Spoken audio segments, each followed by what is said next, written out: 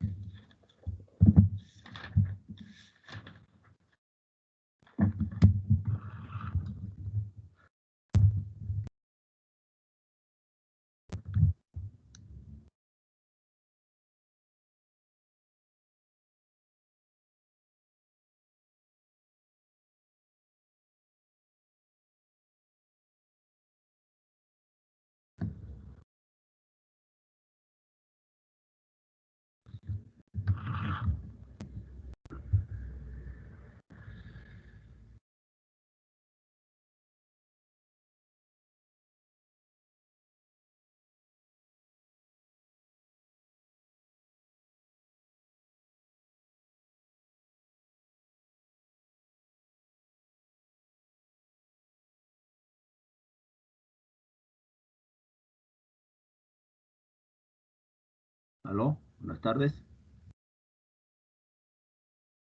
Sí, doctor. Lo que pasa es que Clara ahorita tiene un problema con su micro. Clarita. Tiempo, tenemos. A ver, ya.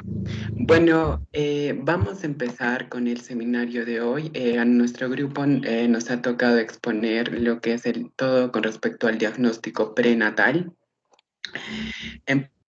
Empezamos, bueno, con la definición, ¿no?, de lo que es un diagnóstico prenatal. Justamente definimos el diagnóstico prenatal como la ciencia para lograr identificar anomalías congénitas, aneuploidías u otros síndromes genéticos en el feto, ¿no? Y el objetivo justamente del diagnóstico prenatal es que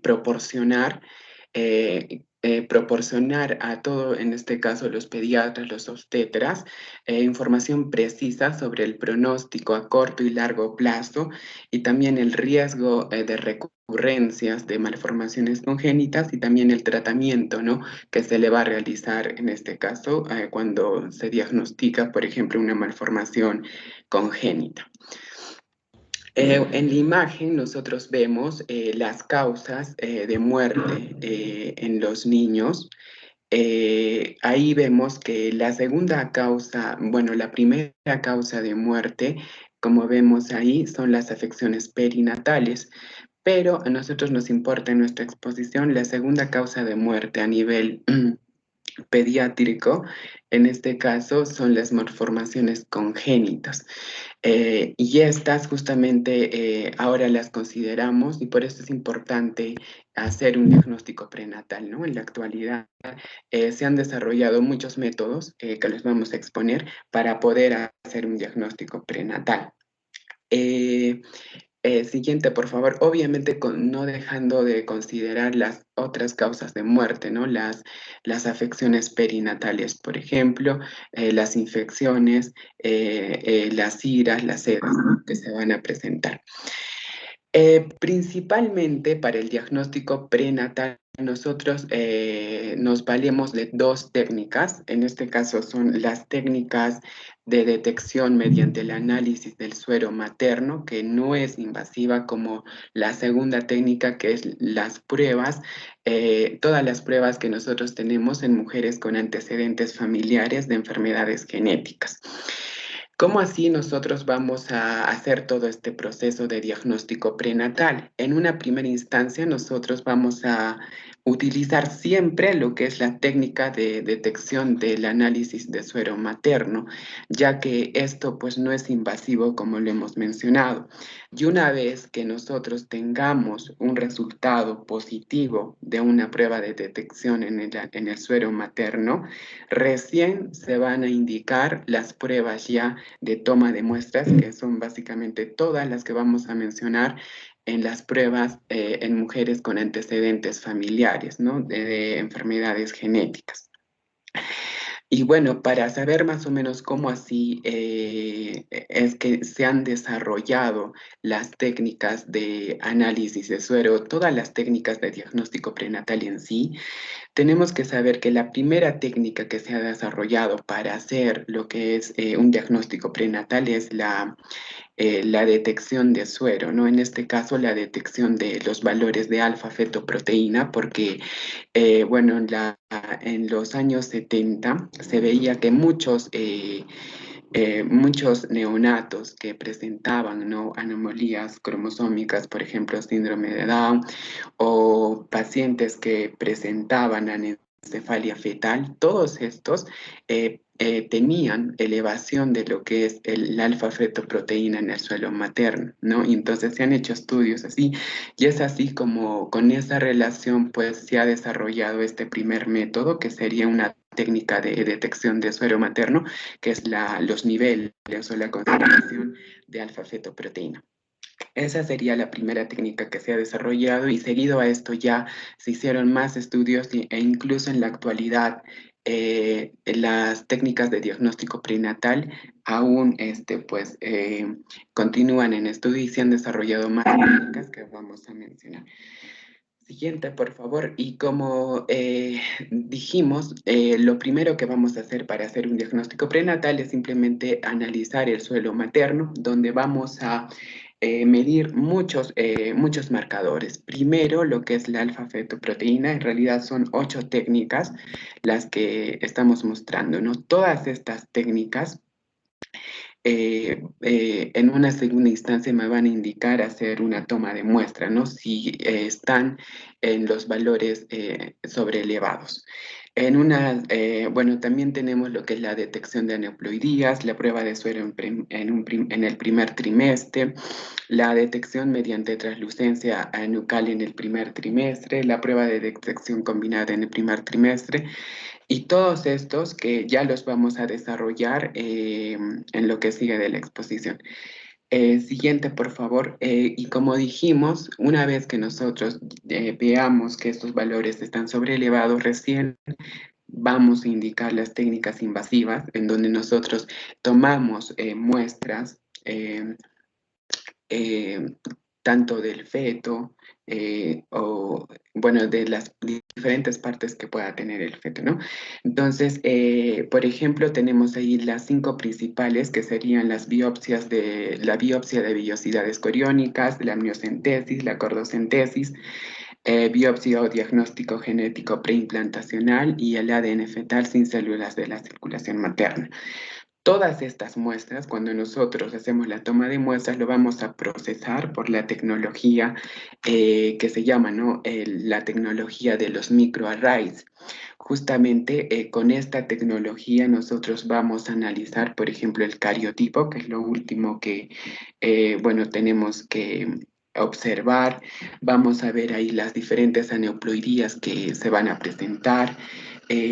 También, por ejemplo, las deleciones que se pueden presentar en los cromosomas, etcétera. Entonces, estas son las 5 principales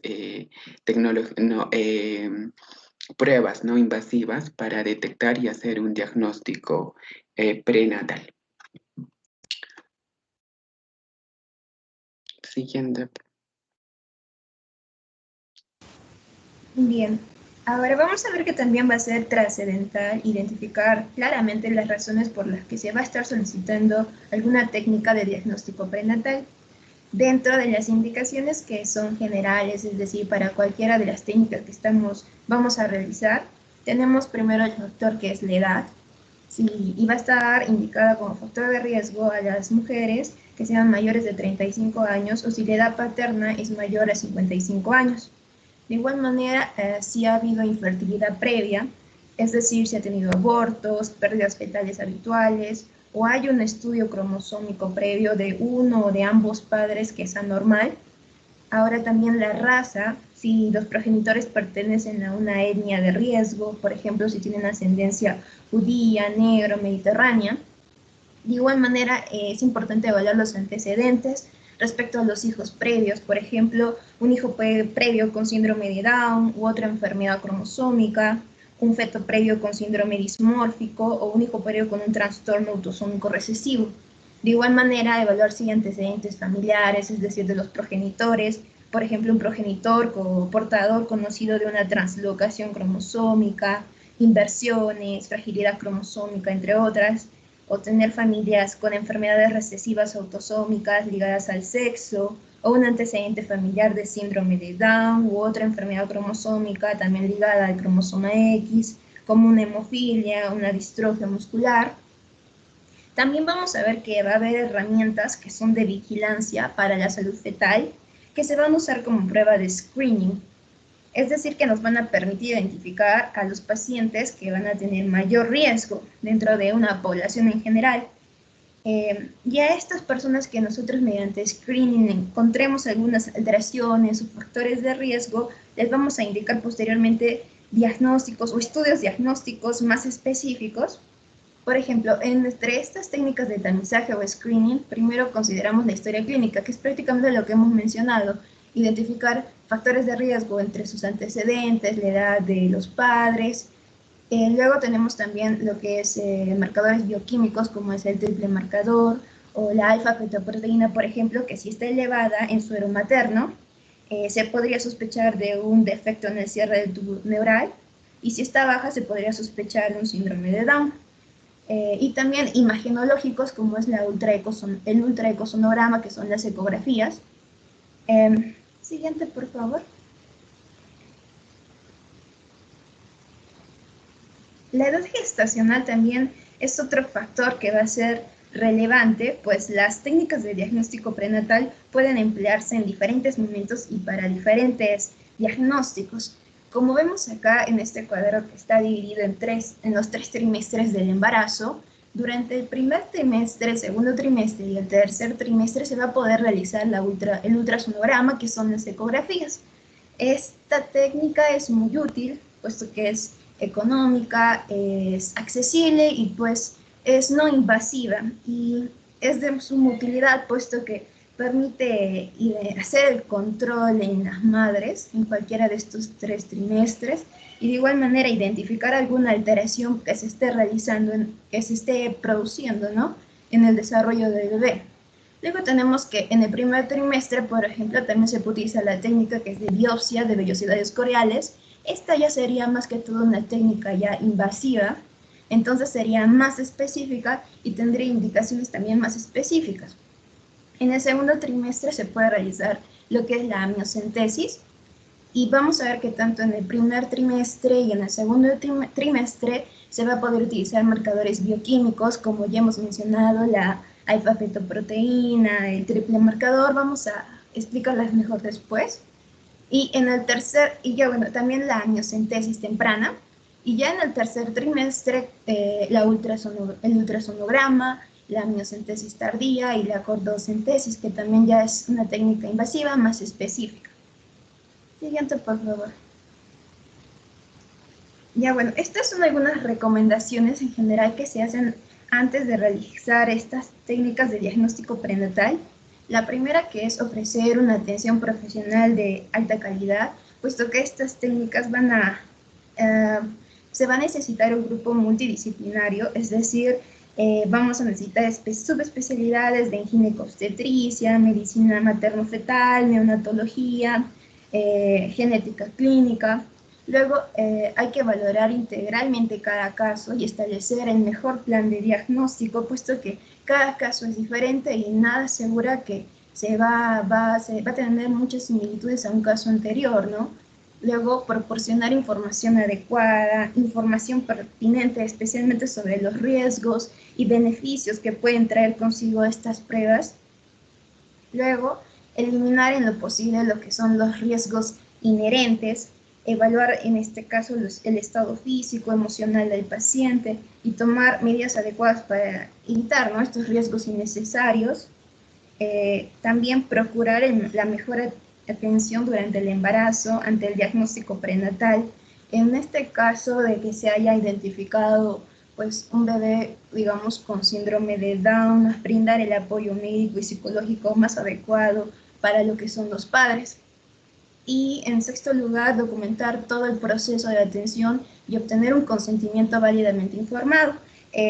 Contar con el documento de consentimiento informado es importante porque esto va a reflejar que se ha proporcionado la información necesaria al paciente, se le ha informado de los riesgos y entonces el familiar se hace responsable, más que todo, sobre todo con las técnicas que son invasivas. Siguiente.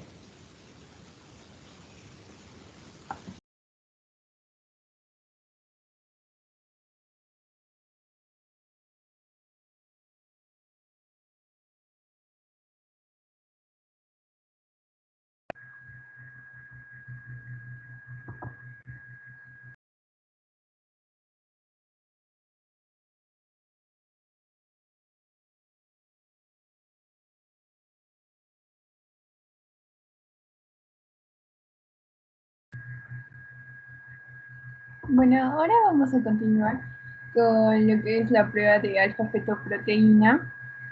El análisis de alfa-fetoproteína viene a ser un análisis de sangre, valga la redundancia, que mide el nivel de alfa-fetoproteína en la sangre de las madres durante el embarazo.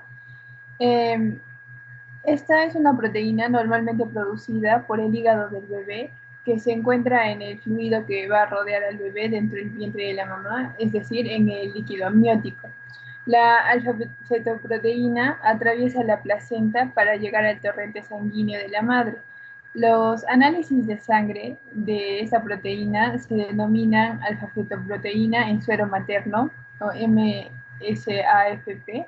La alfa-fetoproteína también puede medirse en el líquido amniótico y este se va a denominar AFAFP. Esto que permite hacer un diagnóstico más exacto, sobre todo en lo que es el síndrome de Down y de otros defectos congénitos, pero tiene un riesgo bajo de causar aborto espontáneo.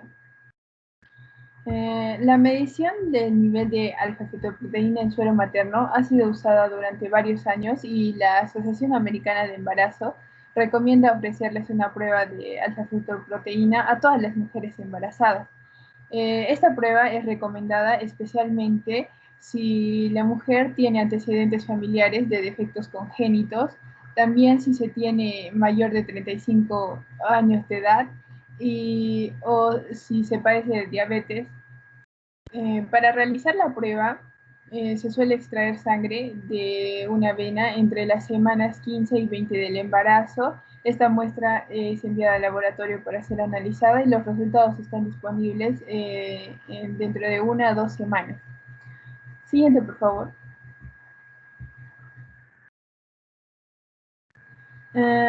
Si la alfa-fetoproteína en suero materno es normalmente alta, es decir, por encima de 2 múltiplos de la media en algunos laboratorios y en otros generalmente se considera por encima de 2.5, bueno, y esto representa alto riesgo de malformaciones que producen aperturas en el cuerpo fetal. Aquí tenemos los defectos del tubo neural, gastroscrisis y onfalocele. Si sus resultados muestran estos niveles más altos de lo normal, el bebé podría tener un defecto como la espina bífida, en el que los huesos de la columna no se cierran alrededor de la médula espinal, o también podría ser evidencia de anencefalia en la que el cerebro no se desarrolla de manera correcta. En el 70 al 85% de los fetos con espina bífida abierta y en el 95% de aquellos con anencefalia se aprecia un aumento de alfa-fetoproteína sérica materna de más de 2.5 veces con respecto a la media de la edad gestacional. Con respecto al síndrome de Down, esto se da si se evidencia si los resultados de alfa-fetoproteína son más bajos de lo normal. Entonces, esto puede causar discapacidades intelectuales y problemas en el desarrollo. También, obviamente, es indicio de otras anormalidades cromosómicas. También la variación en los niveles de esta proteína nos pueden indicar defectos de la pared abdominal del bebé, como ya mencionamos, la gastrosquisis. Y también podría ser una fecha de parto mal calculada, ya que los niveles van a cambiar durante el embarazo. Siguiente, por favor. Ya. También nos pueden indicar la prematurez y bajo peso al nacer del bebé. Además, también puede ser causa de una gestación múltiple, donde más de un bebé produce la proteína, por lo que los límites de los valores normales van a ser diferentes. De hacerse una ecografía para confirmar si se trata de debe hacerse una ecografía para confirmar esto, si se trata de un embarazo múltiple. También podría ser causa de una hemorragia materno-fetal, de un hidros fetal, también puede ser que sea una muerte fetal. Este grupo tiene un interés especial debido a que aquellas mujeres que tienen alfa-fetoproteína elevada de origen no fetal tienen un riesgo elevado de muerte fetal. Bueno, y también podría ser evidencia de tumores maternos, de preeclampsia, infecciones fetoplacentarias. Cuando una paciente tiene un examen de tamizaje de alfa-fetoproteína positivo, se le deben ofrecer exámenes diagnósticos de imagen, principalmente el ultrasonido o si no la amniocentesis.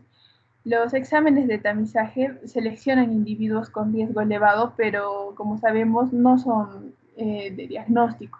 Tampoco responden a una pregunta, una pregunta, es decir, hacen una pregunta más específica. Aquellas mujeres que se someten a un examen diagnóstico tendrán uno de estos dos resultados. El primero es que el feto tiene uno de los defectos o enfermedades asociadas con alfa-fetoproteína anormalmente baja o alta, y en este caso la ecografía permite demostrar otra causa con frecuencia, tal vez un error en la estimación de la edad gestacional. La ecografía intenta detectar también los signos craneales.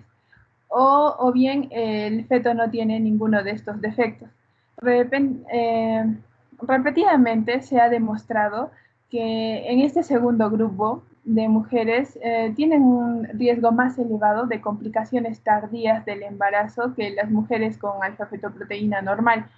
Esto es aún más importante cuando la proteína en el líquido amniótico es normal y en sangre persiste elevada. Comúnmente esto se debe a infecciones fetales y placentarias o fallo placentario, lo que indica que el embarazo es de alto riesgo. Siguiente, por favor.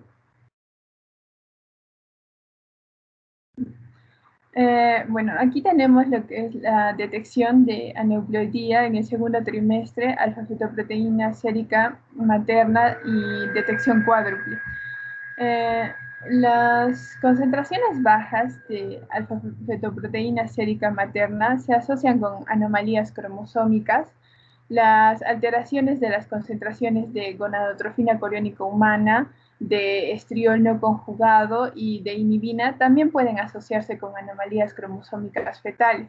En general, en un embarazo de un feto portador de una trisomía 21, las concentraciones de gonadotrofina coriónica, la inhibina, son más elevadas de lo esperado y son más bajas las concentraciones de estriol no conjugado.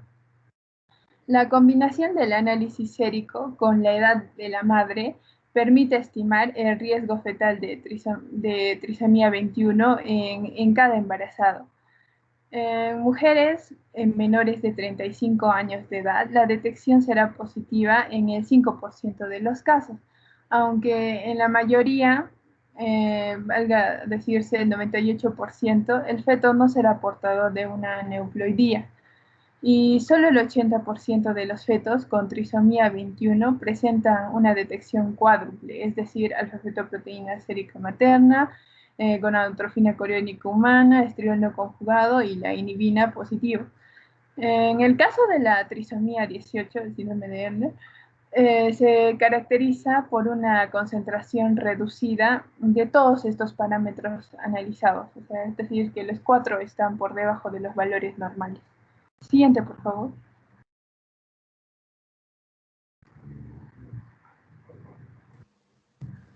Bien, ahora vamos a continuar con lo que vendría a ser otras pruebas que no son invasivas y para ello vamos a hablar de lo que es el triple screening. Este triple screening es un test combinado cuyo objetivo es estimar el riesgo que tiene un embarazo de presentar alguna anomalía congénita o alguna cromosomopatía fetal. Por lo general se suelen realizar en lo que es el primer trimestre del embarazo. Además nos va, como ya lo mencioné, a determinar este riesgo. ¿Y en qué consiste este triple screening? Bueno, básicamente 3 cosas importantes. Primero, un análisis de sangre de las hormonas HCG y la PAP, que es la proteína placentaria asociada al embarazo, y la hormona beta-HCG libre. Segundo, lo que es la ecografía de translucencia nucal. Y tercero, lo que es, vamos a tener que tener en cuenta los datos de edad y peso de la madre. Bueno, entonces, siguiente, por favor. Vamos a ver que este triple screening, al ser un programa informativo, porque básicamente en eso se basa, en ser un programa informativo que va a relacionar distintos parámetros, tanto bioquímicos como ecográficos, junto con los datos clínicos de la mujer embarazada. Y gracias a esto nos va a permitir obtener un índice de riesgo, el IR. Entonces, este IR, como vemos en la diapositiva, vamos a ver que se calcula en razón de, por ejemplo, ¿no? Un IR mayor de 1 en 50. Ahí vamos a ver que hay un riesgo, porque son datos estadísticos los que nos va a arrojar el triple screening, ¿no? Entonces, por ejemplo, ahí en lo que es 1 en 50 nos permite estimar un riesgo de sufrir una cromosomopatía, que podría, obviamente que esta prueba no es definitiva, ¿no? Entonces, al no ser definitiva, vamos a necesitar de un estudio más invasivo. Entonces, pasaremos a hacer de repente alguna amniocentesis o algún tipo de biopsia, ¿no? Para recién confirmar el resultado.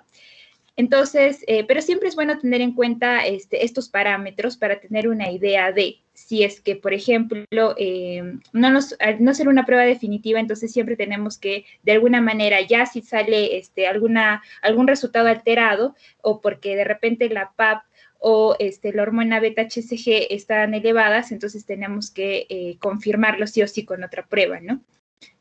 Los estudios invasivos. Ahora, en cuanto a lo que viene a ser, por ejemplo, a realizar, sabemos de que lo que se le tiene que pedir a la mujer embarazada van a ser análisis de sangre. Con los análisis de sangre vamos a determinar los niveles tanto de la PAP como de la beta-HCG.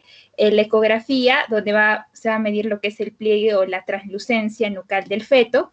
Y bueno, ya sabíamos la información clínica, que es básicamente los datos de la mujer embarazada, el peso de la madre, de toda la historia clínica, que eso ya teníamos que tenerlo de primera mano.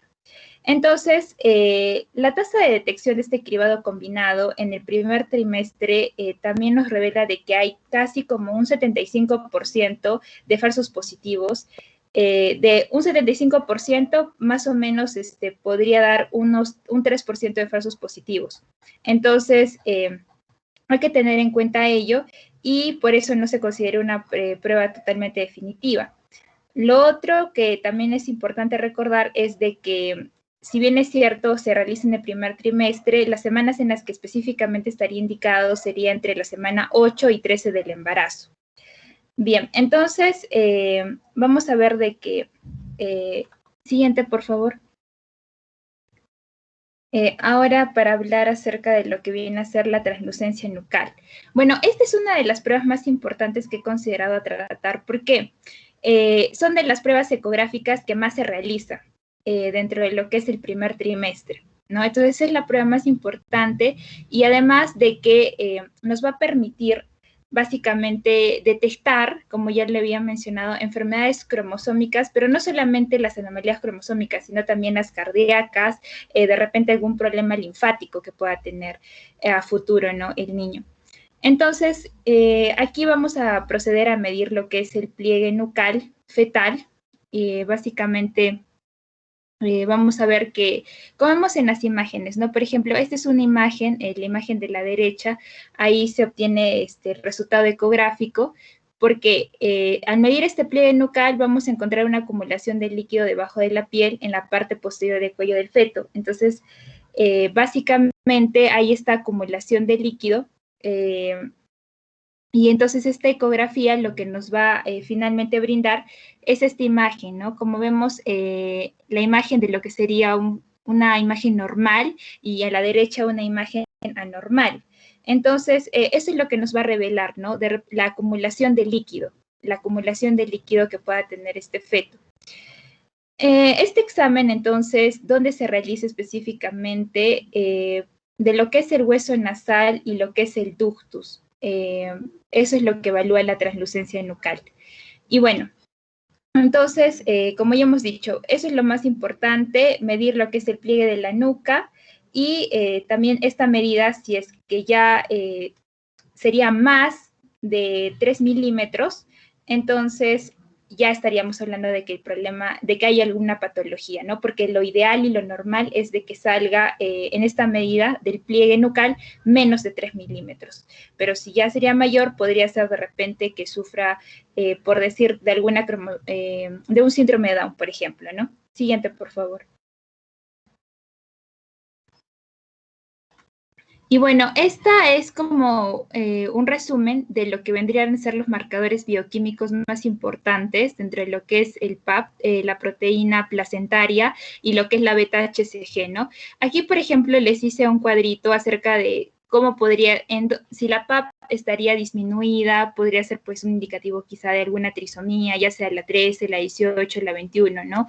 Si, por ejemplo, encontraríamos una PAP que está normal, ¿no? De repente podría ser alguna triploidía. Bueno, eso va a depender de lo que viene a ser qué estamos dosando, ¿no? Por ejemplo, en la beta-HCG, mientras una va a estar disminuida, la otra va a estar aumentada, ¿no? Por ejemplo, en un síndrome de Down, la PAP va a estar disminuida, pero la beta-HCG va a estar elevada en la trisomía 21, pero sí va a encontrarse disminuida en la trisomía 13 y 18, ¿no?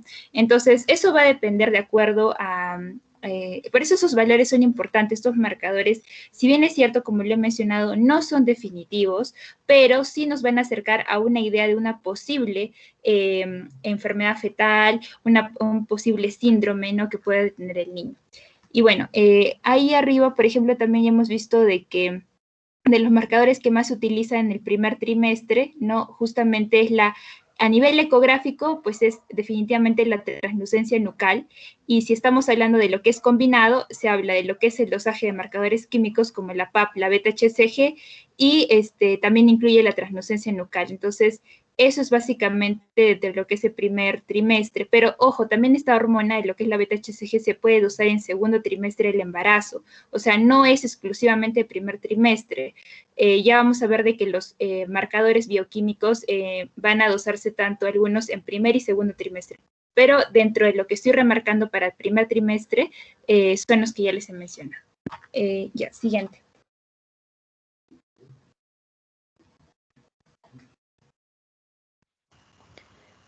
Bueno, continuamos con pruebas de detección combinada del primer trimestre.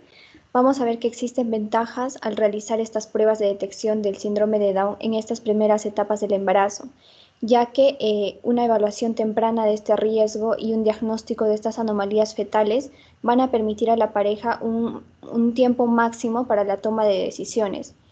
La detección de este síndrome de Down en este primer trimestre se va a realizar al finalizar este trimestre, generalmente entre los 10 y las 13 semanas de gestación. Para esta prueba combinada, vamos a ver que se va a utilizar el suero materno. En el suero materno vamos a tener que detectar tres cosas: la gonadotropina coriónica humana beta en este suero materno, la proteína plasmática A asociada al embarazo y la medición ecográfica de la translucidez nucal. Estos tres marcadores van a comprender la prueba combinada junto con la edad materna. Van a proporcionar un riesgo específico del paciente. La prueba combinada va a detectar aproximadamente un 85% de niños con síndrome de Down, de fetos con síndrome de Down, con una tasa de falsos positivos del 5%. Esta prueba combinada tiene un rendimiento ligeramente mejor que la prueba cuádruple del segundo trimestre. Los análisis de sangre y el examen de ultrasonido para esta prueba combinada se van a realizar con mayor frecuencia, aproximadamente el mismo día, entre las 10 y las 13 semanas de gestación. Algunos protocolos van a optar por la extracción de sangre a las 9 semanas de gestación para que los resultados estén disponibles para un informe inmediato cuando se realice la ecografía semanas después. Los niveles de beta-HCG son en promedio 2 veces más altos en los embarazos afectados por el síndrome de Down que en los embarazos euploides. Esta beta-HCG ya sabemos que se puede medir de forma libre o total. La proteína plasmática A asociada al embarazo va a ser una glucoproteína compleja de alto peso molecular y sus niveles en promedio son más bajos en embarazos afectados por síndrome de Down fetal, a diferencia del beta-HCG. Este rendimiento de la proteína plasmática como marcador de detección del síndrome de Down va a disminuir con el aumento de la edad gestacional entre las 9 y las 13 semanas. La translucidez nucal se va a referir al espacio hipoecoico en la parte posterior del cuello fetal. Su grosor va a ser, se mide mediante la ecografía entre las 10 y las 13 semanas de gestación. La medición de esta translucidez nucal va a aumentar en promedio en los fetos con síndrome de Down y lo ideal es que se realice entre las 12 y las 13 semanas. Y la mejor interpretación de esta translucidez nucal es mediante programas de detección que van a combinar la medición con la edad materna y los marcadores séricos del primer trimestre para proporcionar un riesgo específico de síndrome de Down para el paciente. Una excepción a esta recomendación son los fetos con higroma quístico o con una translucencia nucal significativamente agrandada. Estos embarazos van a tener un riesgo particularmente de aneuploidías. Siguiente, por favor. Bien, prueba combinada del primer y el segundo trimestre para la detección de la trisomía 21. Vamos a ver que se han diseñado diversos métodos para incrementar esta sensibilidad de la prueba de detección del síndrome de Down, conservando un índice reducido de falsos positivos. Vamos a ver que existen dos tipos de pruebas y estas dentro de esta combinada del primer y del segundo trimestre, donde vamos a ver que la principal diferencia va a ser en comunicar o no a los padres los resultados del primer trimestre. Entonces, en la prueba de detección integrada, vamos a ver que este método es en el que no se va a comunicar los resultados del primer trimestre a los padres. Va a lograr la mayor detección de casos de trisomía 21 con un índice reducido de falsos positivos. Va a consistir en una ecografía durante el primer trimestre y una prueba sérica materna en el primero y el segundo trimestre, antes de comunicar los resultados a los padres. La otra sería la prueba secuencial, donde van a existir dentro de este tipo de prueba dos formas de realizar esta prueba. En ambos vamos a comunicar los resultados a la familia. Claro, vamos a comunicar los resultados a la familia, lo que significa que se revelan los resultados que indican un riesgo elevado de trisomía 21 en el primer trimestre. El motivo para no divulgar en la anterior prueba los resultados del primer trimestre de las pacientes con grupo de riesgo menor en el límite es que esta información puede conducir a pruebas de diagnóstico en aquellas que no tienen un riesgo muy alto y aumentar la tasa de falsos positivos observada en la prueba secuencial sin un aumento sustancial de la detección. Entonces, vamos a ver que esta prueba secuencial se va a aplicar o bien sobre toda la población, que sería una secuencial escalonada, o sobre un subgrupo de mujeres que se consideran en riesgo intermedio, que sería una secuencial contingente. La prueba secuencial contingente se va a clasificar, van a dividir en grupos en pacientes con grupos de riesgo elevado, riesgo intermedio o riesgo reducido de que el feto tenga un síndrome de Down. En las pacientes con riesgo reducido no se van a someter a una prueba posterior, ya que este riesgo es bajo. Y pues al comparar ambas pruebas secuenciales, los índices globales de resultados positivos son similares y su sensibilidad es superior al 90% para la trisomía 21.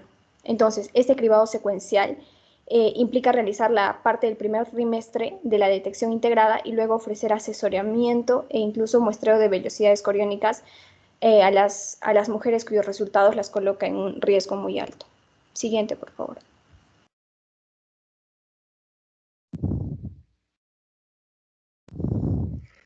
Bueno, continuando con la exposición, tenemos la detección de ADN fetal sin células para identificar aneuploidía. Bueno, las nuevas tecnologías han permitido el análisis del ADN fetal sin células en el suero materno para detectar las trisomías 13, 18 y 21, así como aneuploidías en los cromosomas sexuales. Ahora, el ADN fetal detectado en el suero materno va a ser de origen placentario, ¿no? Y puede detectarse desde la 9ª semana de gestación. Y ahora varios laboratorios han comercializado este tipo de pruebas y todas estas con una alta tasa de sensibilidad y especificidad, sobre todo para las trisomías que son la 21 y la 18. Ahora bien, la sensibilidad informada para la trisomía 21 va a ser el 99%, como vemos. Para la trisomía 18 es del 97%. La sensibilidad es menor para la trisomía 13, que va a ser un 91%. Ahora, un dato importante es el BPP, el valor predictivo positivo. Es menor para las mujeres jóvenes esto va a ser debido a la menor prevalencia de aneuploidía de esta población obstétrica, ¿no? Por ejemplo, para la trisomía 21, el valor predictivo positivo va a ser del 33%. Esta va a ser para menores de 25 años, en comparación con el 87% para las mujeres de 40 años, ¿no? O sea, hay una marcada diferencia entre estos dos sectores. Bueno, el análisis del ADN fetal sin células se enfoca a aneuploidías específicas, por lo que permite que pasen inadvertidas otro tipo de anomalías en otros cromosomas. Y ahora, el 17% de las anomalías cromosómicas pueden pasar inadvertidas si solo se emplea la detección del ADN fetal sin células. Entonces, no se recomienda para la población obstétrica en general, sino para mujeres con alto riesgo de aneuploidía, estas incluidas las mayores de 35 años y aquellas con antecedentes de un recién nacido con aneuploidías, ¿no? Entonces no debemos de basarnos solo en este examen si queremos ver este tipo de anomalías, ¿no? Para la prueba de diagnóstico de muestras de vellosidades coriónicas o amniocentesis, podríamos apoyarnos de esta prueba también para la confirmación, ¿no? Junto con esta prueba de la detección de ADN fetal sin células. La siguiente diapositiva, pon.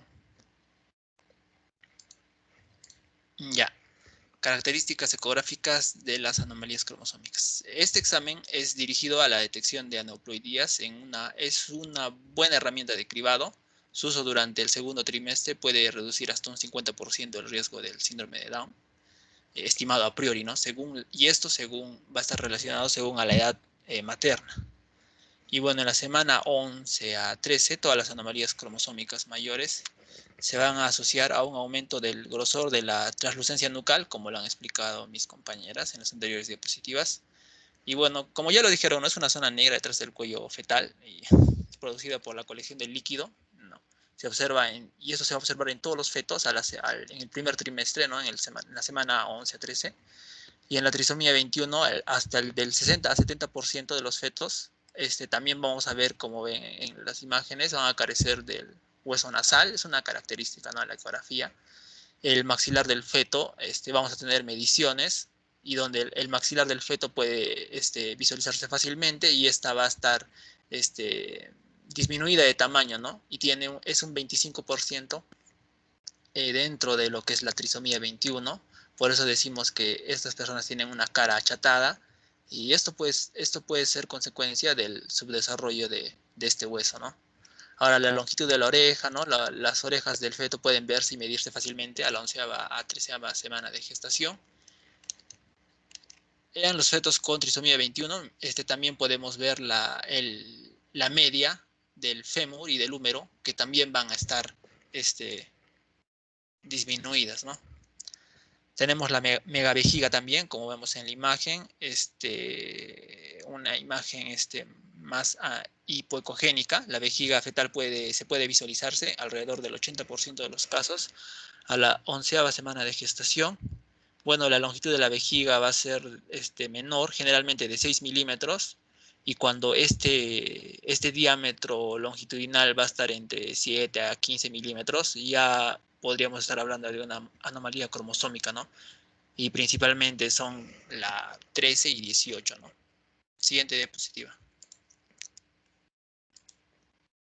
Ya, bueno, mencionando sigue algunas características de lo que es dentro de la ecografía, en la onfalocele.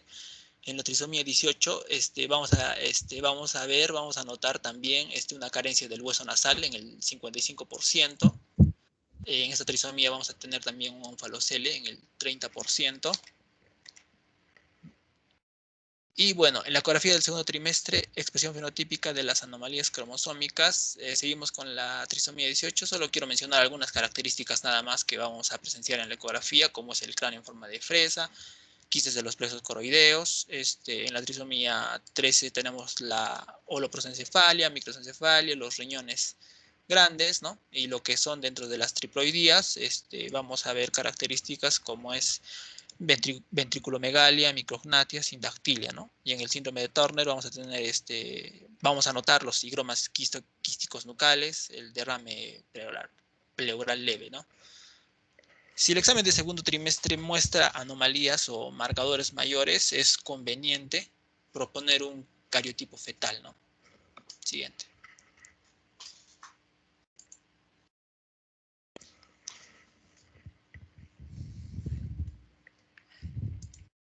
La biopsia de vellosidades coriónicas.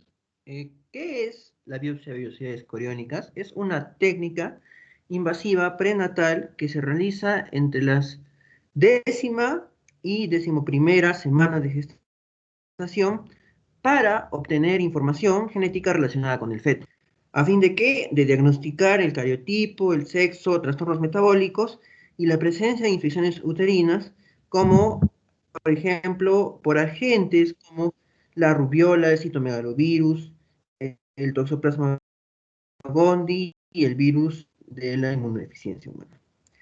Cuando se realiza a las 10 semanas de gestación, es la prueba que permite detectar de forma más precoz anomalías genéticas en el feto, al analizar las células trofoblásticas. Es importante resaltar que esta técnica no debe efectuarse antes de las 10 semanas de gestación. Y vamos a ver que si se efectúa antes de ese tiempo, puede asociarse a un aumento del riesgo de los defectos fetales. Siguiente, por favor.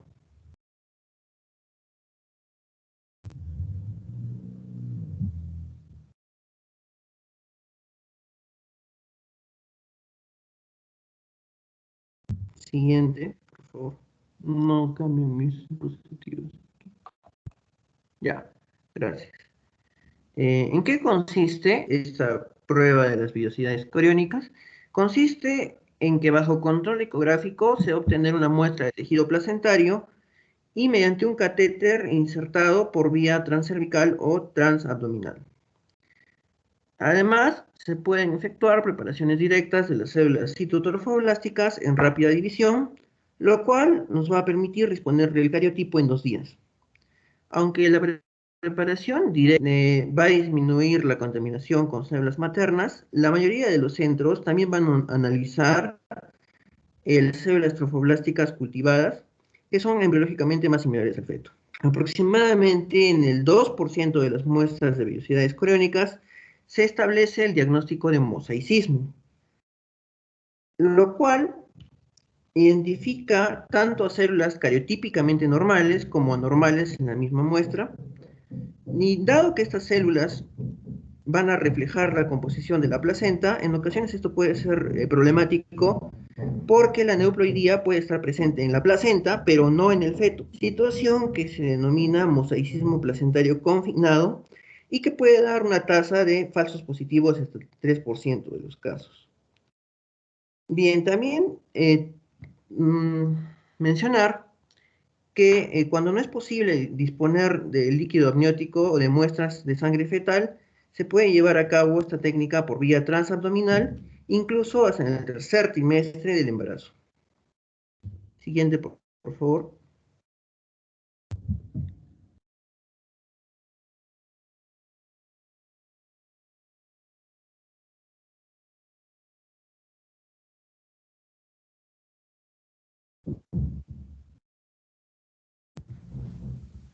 Ya, en las indicaciones. ¿Para qué está indicada esta prueba? Principalmente, resumiendo, es para el estudio citogenético, es decir, el cariotipo, para detectar trisomías, como la trisomía 21 o la trisomía 18, estas anomalías cromosómicas, o también para aborto diferido, sobre todo si es de repetición, ¿no? Resumiendo todas estas indicaciones que tenemos aquí. Siguiente, por favor.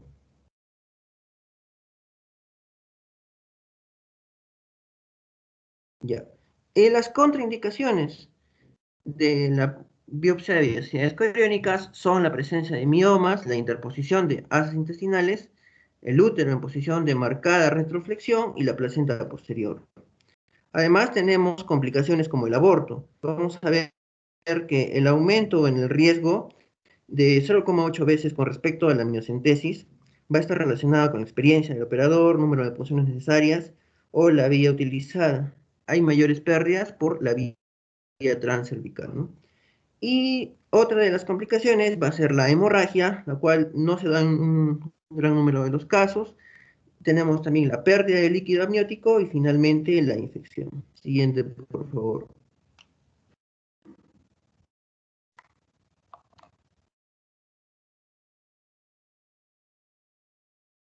Ok, continuando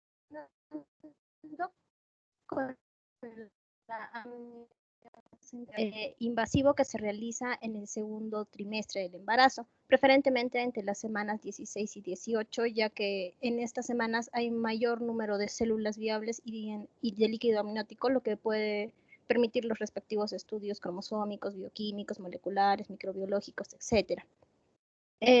Consiste en la introducción de una aguja espinal a través de la pared abdominal, la pared uterina y la cavidad amniótica bajo una guía ecográfica continua, de tal forma que se pueda aspirar el líquido amniótico, más o menos 10 o 20 mililitros.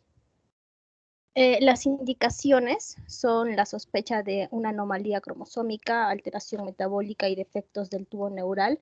En esta indicación se intenta realizar la amniocentesis a las 16 semanas por inmunización, hizo inmunización entre las 20 y 28 semanas por sospecha de corioamnionitis entre las 26 y 34 semanas y por sospecha de inmadurez fetal o pulmonar entre las 34 y 42 semanas.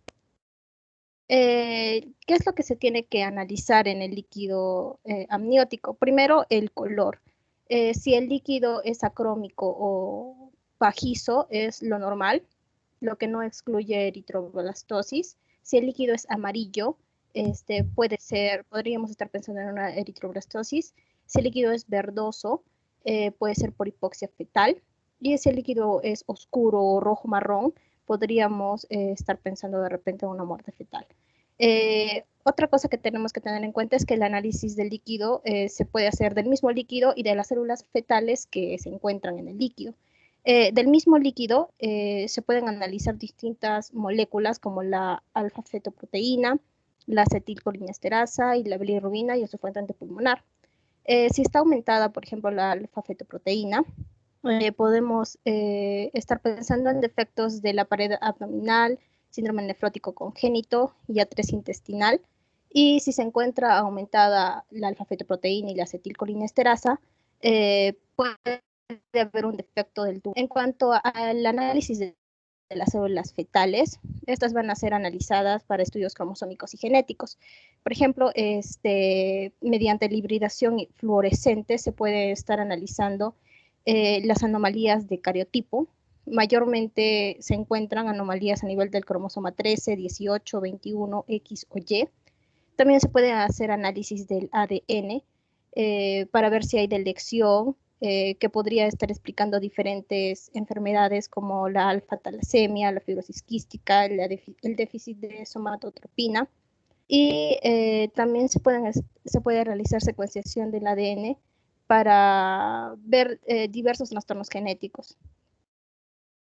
En cuanto a las contraindicaciones, están las mujeres que son seropositivas para VHB, VHC, VIH, con carga viral alta, en inmunización, en fiebre o infección materna, cuando hay amenaza de aborto o sangrado genital reciente, cuando hay separación de las membranas coreamnióticas, cuando el bebé está en una presentación no cefálica, cuando hay gran hematoma intracavitario y en alguna alteración de la coagulación materna o en tratamiento anticoagulante. También existen complicaciones, pero las complicaciones son mínimas y más que todo dentro de estas pueden darse infecciones, metrorragias, parto prematuros y amenazas de aborto. Continuando con la exposición, ahora el tema de cordocentesis. Veamos primero la definición. Este es la obtención de la muestra percutánea, como vemos en la imagen, del cordón umbilical, que se realiza a partir del tercer trimestre de gestación para la obtención de la muestra de sangre de la vena de este cordón umbilical para su posterior análisis, ¿no? Que esa técnica se utiliza con fines diagnósticos y también terapéuticos. Diagnósticos, por ejemplo, el cariotipo fetal, ver si tiene infecciones congénitas. Terapéuticos como terapias transfusionales o administración de medicamentos. En realidad, esta técnica se utiliza con menor frecuencia en comparación a la técnica de la biopsia de vellosidades coriónicas o la amniocentesis, debido a que presenta un mayor riesgo de pérdida fetal secundaria a esta técnica, como por ejemplo puede ser una hemorragia prolongada, una bradicardia o una penetración placentaria. Entonces, ¿cuándo se realiza? Cuando no llegamos a un diagnóstico a partir de una amniocentesis o una técnica de biopsia de vellosidades coriónicas, se procede a la cordocentesis. ¿En qué situaciones está indicado? Para detectar y tratar una anemia fetal, se trata la anemia fetal con una terapia transfusional. También para ver el cariotipo fetal. El cariotipo fetal se realiza por la cordocentesis en el análisis de en el análisis de estas muestras de sangre por la metafase de los linfocitos. Entonces, esto está disponible de manera rápida. Como vemos, el resultado de 2 a 3 días, en comparación con otras técnicas como la amniocentesis o la biopsia de vellosidades coriónicas que ven este cariotipo, puede demorar hasta 2 semanas. También, como indicado, está indicado en el fracaso de las técnicas amniocentesis o biopsia de vellosidades coriónicas. Y también para detectar lo que son infecciones congénitas como la toxoplasmosis, el citomegalovirus, la rubiola. Siguiente, por favor. Ahora, en cuanto a lo que es el procedimiento, se le da la administración de corticoides siempre y cuando esté entre las 24 y 34 semanas. También se le pide a la mamá que no coma, que no beba. Si, digamos, el examen es en la mañana, en la noche se le pide que no coma ni beba. ¿Por qué? Debido a que puede haber una amenaza o se le puede inducir, no sé, a una cesárea si es que hay alguna complicación. Entonces, por ese motivo se le dice eso. Posterior a esto, se le aplica la anestesia y se realiza este examen ecográfico con un transductor convexo para ver la localización e inserción de este cordón, ¿no? También es muy importante ver la posición fetal y ver todo este plan y estrategia. Se introduce en la aguja de 20 a 22 y tenemos que tener en cuenta la posición de la placenta, si es posterior o es anterior. Como vemos en la imagen, se introduce transabdominalmente bajo guía ecográfica continua y se inserta esto en la vena umbilical. Si la placenta está anterior, se sugiere la punción del cordón a nivel de la inserción placentaria. Entonces, una vez que la aguja alcance el objetivo, se va a instilar solución salina de 2 a 3 mililitros y se confirma la posición y luego se aspira y se obtiene la muestra. Siguiente, por favor. Hay complicaciones en cuanto a esta técnica. Dentro de las más comunes de las complicaciones, porque en realidad las complicaciones son, no son muy frecuentes, la literatura indica de un 2%, pero dentro de ellas tenemos las hemorragias que pueden ser prolongadas, un hematoma del cordón que casi siempre se da debido a que se va a introducir la aguja, ¿no? por la gelatina de Wharton hasta alcanzar la vena del cordón umbilical. Una hemorragia feto-materna que es muy poco común y es una bradicardia. La bradicardia, mientras se realiza el examen, puede darse, pero corremos el riesgo de una pérdida fetal si esta bradicardia continúa. Entonces, tenemos que llevar una observación continua del feto para ver si la bradicardia continúa. Infecciones que son mínimas, una infección vertical, fallo de la técnica, pérdida fetal, que en realidad el riesgo de las complicaciones aumenta según la gravedad de la patología fetal, ¿no? En embarazos patológicos. Y menos frecuentes es la transmisión vertical, las anomalías fetales, un parto prematuro. Siguiente, por favor.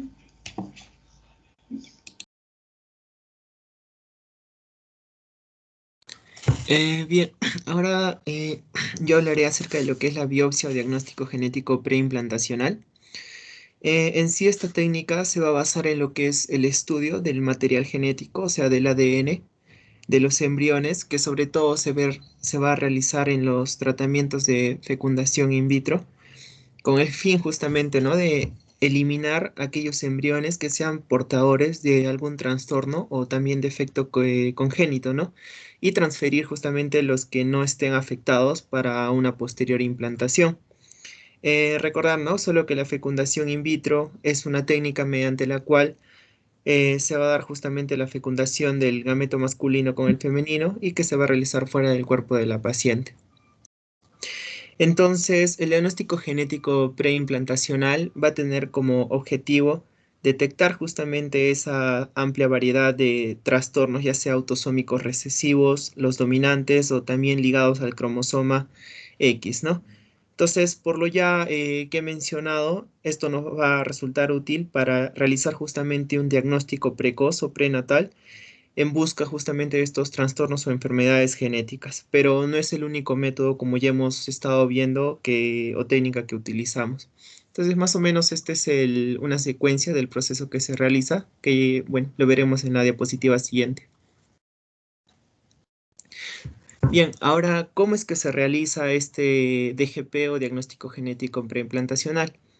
Generalmente las pacientes que se van a someter a esta técnica van a recibir un tratamiento hormonal para poder estimular la ovulación.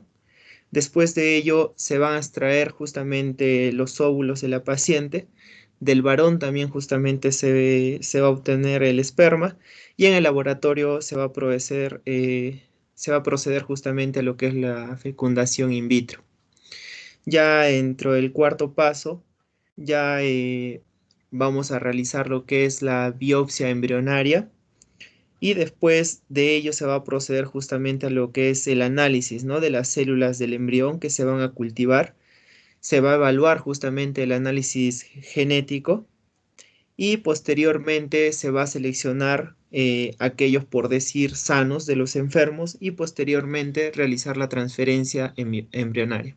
Entonces, como se ve en las imágenes, por ejemplo, el de la derecha, vemos que primero se realiza la fecundación in vitro, se obtiene ambos gametos. Luego, segundo, se realiza lo que es la biopsia embrionaria, justamente, que es la extracción de estas células. Como tercer paso también lo que es la criopreservación de los embriones, el análisis justamente de ese material genético y posteriormente la transferencia embrionaria, ¿no?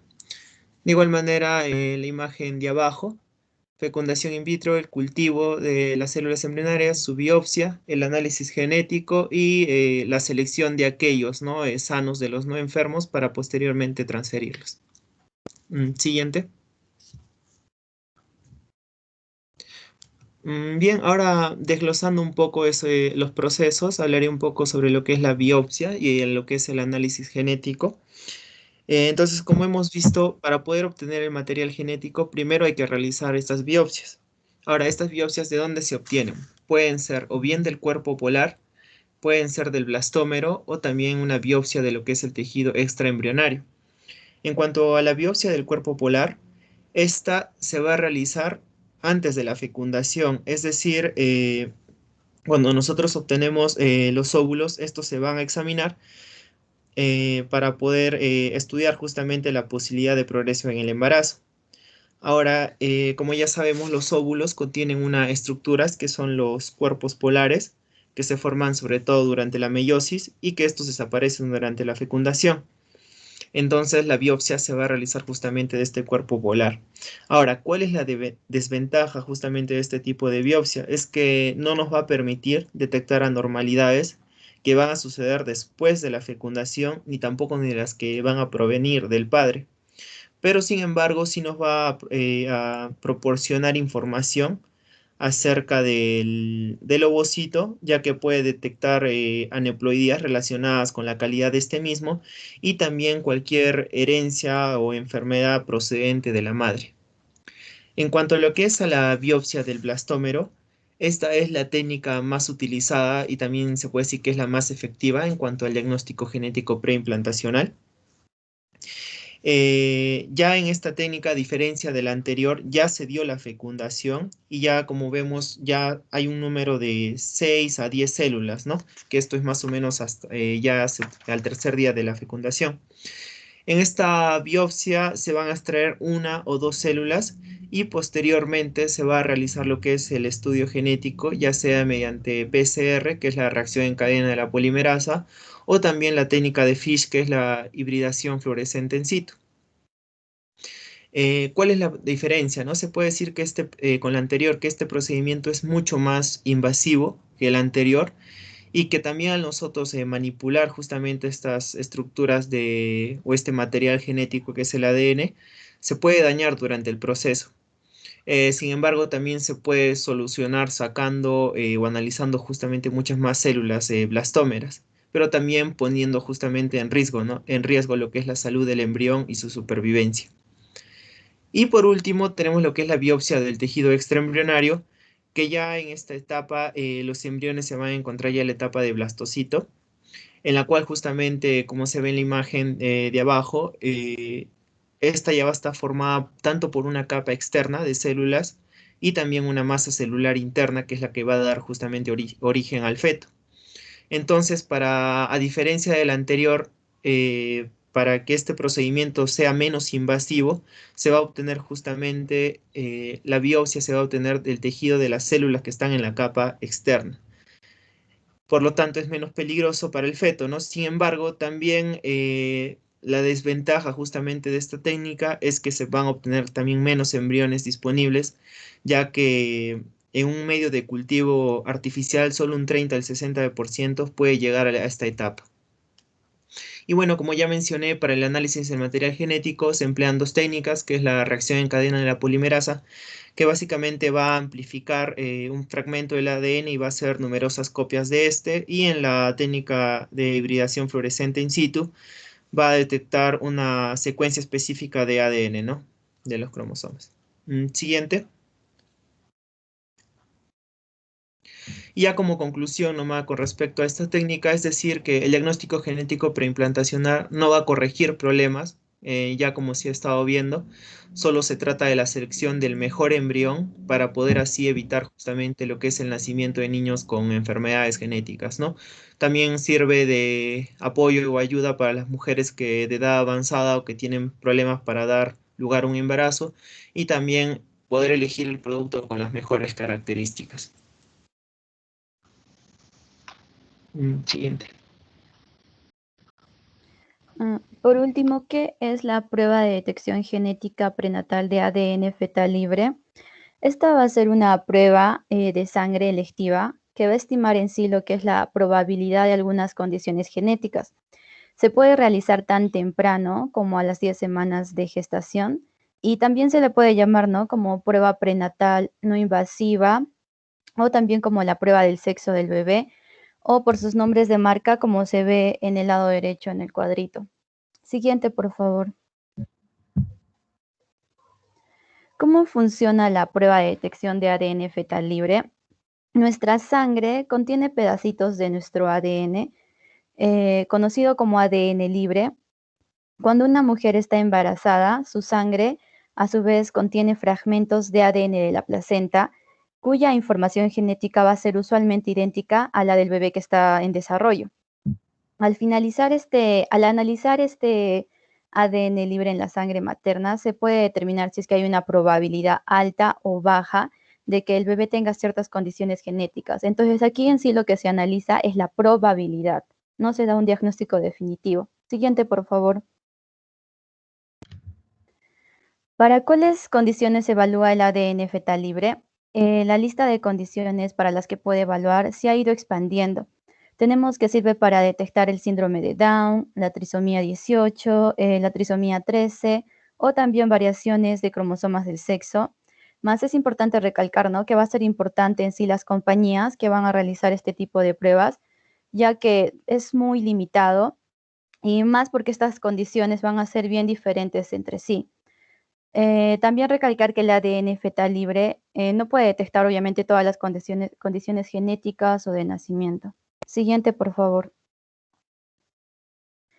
La otra pregunta sería, ¿cuán certeros son los resultados del ADN fetal libre? En sí es una prueba de detección que, como les mencioné, va a determinar si la probabilidad de que un bebé tenga cierta condición cromosómica es alta o baja. Como el ADN fetal libre no es una prueba diagnóstica, entonces no nos va a ofrecer una prueba definitiva como si nos dice un sí o un no, ¿verdad? Entonces, por ejemplo, si el resultado siguiente, por favor. Si el resultado sugiere una probabilidad alta, entonces ahí la mujer sí tiene que decidir y tiene que hacerse una prueba de diagnóstico como la amniocentesis, como lo han venido describiendo, que sí estaría determinando definitivamente si el bebé tiene la condición o no. En cambio, si el resultado sugiere una probabilidad baja, entonces puede que tenga esa condición, pero es poco probable, más la probabilidad no está en cero. El ADN fetal libre ha demostrado tener un valor predictivo superior a las otras pruebas de detección, como por ejemplo la prueba en suero materno, pero al igual que esta, es posible obtener un resultado de ADN fetal libre con un riesgo mayor de tener una condición cromosómica, pero que realmente no la tenga. Siguiente, por favor. Para ello, entonces, va a ser importante saber de su rendimiento de cribado. El rendimiento de cribado se describe mediante la tasa de detección, que es la DR, o sea, está representado por esas letras, y la tasa de falsos positivos, que es la FPR.